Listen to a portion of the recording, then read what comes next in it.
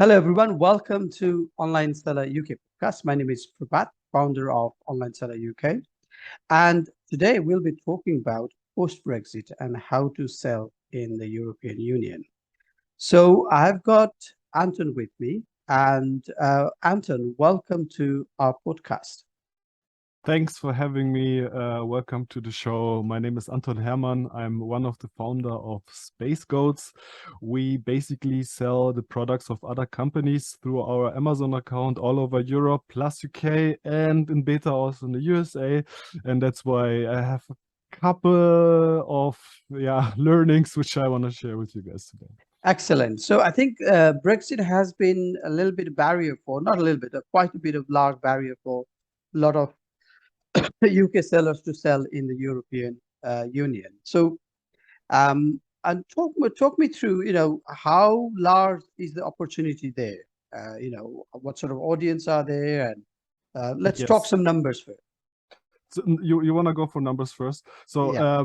okay, so the total market is around 300 million people, something like that. So it's already a lot, and it's distributed to I think now already 7 countries. So you have like, beside UK, that's not in the European Union anymore, you have like Germany as the main marketplace. It's bigger than UK already. So Germany is bigger than UK, the market. Then you have France, Italy, Spain, Sweden, Netherlands, Poland, and since 2 weeks you also have Belgium. So that's a huge audience with big buying power, so to speak, and purchasing power. And I guess it's a great chance for everyone who wanna expand his business or bring it to the next level. Absolutely. And a lot of times we see sellers selling in the UK market or US market, and there is a lot of competition and tough competition, and the sales goes up, and at some point we see some sort of sales plateauing. So this is when Yes, opportunity for European Union is there for exactly. us. So you've already mentioned due to the amount of population, 300 million, it's a larger audience there. So Yes. now let's talk about some of the other things that's necessary to sell in the area. And a lot of times there is a barrier, and one of the main barrier is language. Yes. That's So, yeah, okay, sorry. talk us through some of the barriers Mhm. that people generally see. And I'm sure because you are already doing trading there, and I'm Yeah, yeah. sure you'll tell us the right way to go forward. Yeah, there are a couple of barriers. If you don't mind, I will talk about the chances first because it's like Yeah, yeah. it's preparing the audience for what is going on. So as I said, there are already more than 300 million people, wealthy population, and it's the European Union, and you guys in the UK were used to be part of it. There's also similar legislation. So it means like if you have a certificate, a specific certificate, it's most likely everywhere relevant, or you don't need a second one. So that's super good. Beside Germany, the competition is also pretty beatable. If you look at UK, everybody who can speak English can launch in the UK, and that's the biggest part of the world. And for smaller countries like Spain and France and Netherlands, the competition is not there yet. So they have a big level of foreign sellers, Chinese sellers, for example, and that makes it easier to get into the market. Plus, and that was a big trend the last years, the exit thing. Then more diversified your business is, then bigger the multiple. That's also something you should consider. If you have 30% of your revenues not on only one market, but if you distribute it on different markets, it means it's diversified, and you get better multiples for your next exit. So that are like, there are many more opportunities, but I would say that are the core opportunities. But what is the problem with what are the obstacles with selling in Europe? So the first obstacle, and so you said like language, I guess that's handleable. You can solve that somehow. But compliance is a big thing in the European Union. As you guys are not part of the European Union anymore, you have to have, and that's like number one, the most important thing, you have to have a responsible person's address, which is sitting in the European Union and will be liable for your products which are sold in the European Union. That's super important. So what I mean is, if you sell a product, on every package, you have to have an address which is in the European Union, and you need a company which actually allows you to use that. So that's like the first obstacle, to get this responsible person's address. Then you have the VAT issues. You might know from the past, every country has its own VAT numbers, obviously, because of the different countries. So you would need to apply for VAT numbers in every single country where you want to store your products in. So that's also something you should keep in mind. It's like it depends which service provider you choose, but like 1,000 euros, pounds, whatever, something around this area.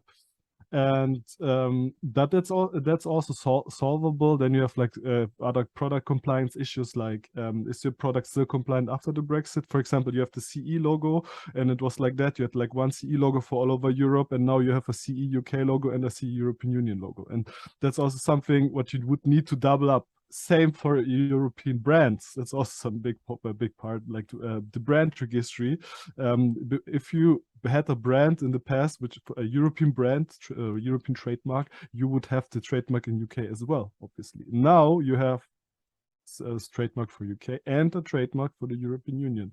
A little goodie, if you registered a European brand in the before the Brexit, then you got a copy of your trademark for UK and for the European Union, so you don't need to apply for a second one.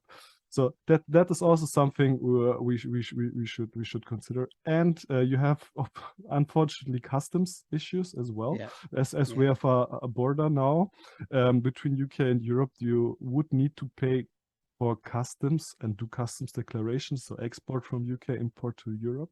And that's also something what we were never used to before. And there's like something like a free trade agreement between UK and Europe. But, and now the thing what you have to know, it's only for products which are produced either in the European Union or in UK. So for most sellers which are producing the products in China, this will not apply. One thing, if you import them to UK and then want to export them to Europe, to the European Union, then you would have to pay customs twice. There are options how you can avoid it, so that you get to Rotterdam, for example, and then you do before the customs, you split up the shipment, and one part for UK customs declaration, one part for European Union customs declaration. So that's about all about compliance. There are some more tricks and hints or whatever, but that's if you keep that in mind and get professional help there, then you're good to go. And now what you're talking about, language. I think language is less of a problem than culture, in my humble opinion, or with my experience. Because the language, you can get professional translations for Amazon. It's handleable. But every single country in Europe has its own culture. You will believe me or not, and that's why every product needs to be checked for each country if the market fit is actually there. I give you an example. We had a customer in the past which was selling protection for doors of your car. You can put them to the garage, and then it's in Germany they are running as crazy, because we Germans, we love our cars. sorry for using that words. Italians, they don't give anything about their car. French people the same. So this product has no relevance on this markets, because they don't care about their cars. On the other side, and that's really like super stereotype stuff, but we had also another customer. He was selling like pizza stuff, like to prepare your pizza. And guess what? In Italy, it was flying, and in the other countries, it was like. So you have cultural differences between the different countries, and you should test them. You should look for the market fit for each country itself. Yeah, absolutely. I think you've given a really good scenario. So, and sometimes a product may not be successful in the US or UK, or to say, and it can be popular in the France or Germany. And we've got similar case with one of our clients. We actually don't sell in the UK, and we sell Germany, France, Italy, and Spain, and France being the largest market for us. So it's interesting that you said that, because that is so true, that we need to check things in across all the territories. You can Now, use all the tools what you use on the UK market, on .com market, for the other markets as well. Helium 10, market research, all that stuff you can use in the different marketplaces. So no of worries course, about it. and to be honest, when somebody is into the product and they are selling it, without these tools also, they will know, because if I'm going to sell in Germany, I want to understand German culture before even these tools. Yes, the tools Yes. are right there, because by the time you use the tools, somebody else will have already, done the trade already. So Yes. you are so right about the culture, and it's so important. So thanks for highlighting that. And we've talked about lots of problems. Obviously, these problems are there. We try to now we need to navigate those issues. You mentioned about different legislations and all that, and I know you've mentioned it, but it's not as easy. Like, for example, if you take example of supplements, you cannot just go into Amazon Germany and start selling supplements. So there are Mm, always, Germany is easier than the others, actually, yeah. because, but yeah, I know what you mean. I know what you Yeah, mean. but there's regulations. There's some of the Yes. legislations there.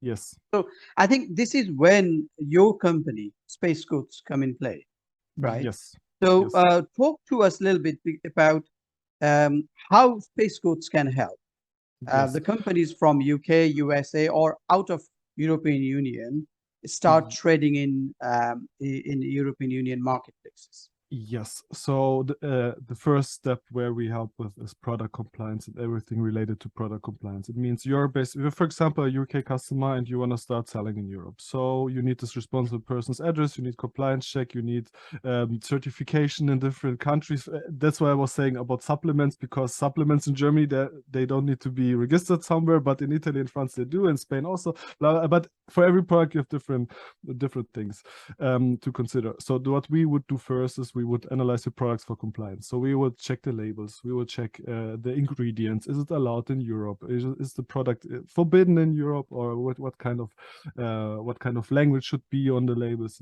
and so on and so forth. So that's like the first step.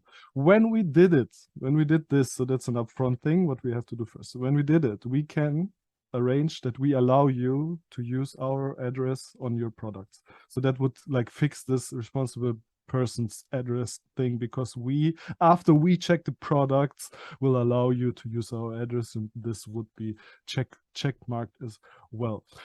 One thing what our customers still would need is one VAT number in any European countries. That's what we would need, because the customer should import the products themselves. At least we can arrange everything, import of record and all that stuff, but we buy the goods on German ground or on whatever ground in Europe, and then everything else is covered by SpaceGoats. So you might have heard about EPR, like extended product responsibility, like this packaging registration, electronic trash registration, all that stuff is covered by us anyhow, and we can distribute it to all our customers. So you get a German VAT number, we check in the meanwhile, or whatever VAT number, we check in the meanwhile your product compliance, we allow you to use our address. You tell us where to pick up the goods, either in China or in wherever, and we arrange the transportation from wherever to Europe. Mm-hmm. We can provide the 3PL solution, so we can store the goods up front, or we can directly send them to Amazon. That's up to our customer, and also Mm-hmm. up to the product. We run the Amazon account. We sell the product to the end customer. We manage the end customer support in the different languages.